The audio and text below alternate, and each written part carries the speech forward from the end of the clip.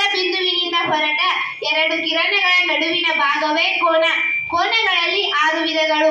ಅವುಗಳೆಂದರೆ ಲಘು ಕೋನ, ಲಂಬ ಕೋನ, ವಿಶಾಲ ಕೋನ, ಸರಳ ಕೋನ, ಸರಳಾಧಿಕ ಕೋನ, ಪೂರ್ಣ ಕೋನ.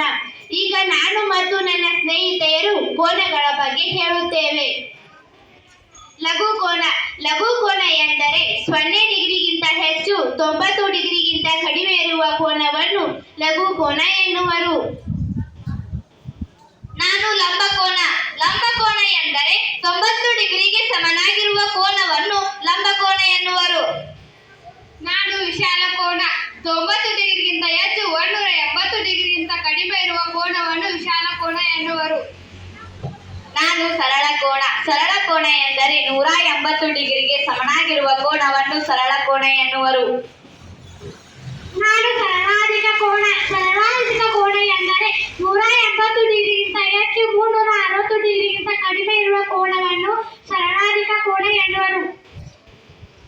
ನಾನು ಪೂರ್ಣ ಕೋನ. ಪೂರ್ಣ ಕೋನ ಎಂದರೆ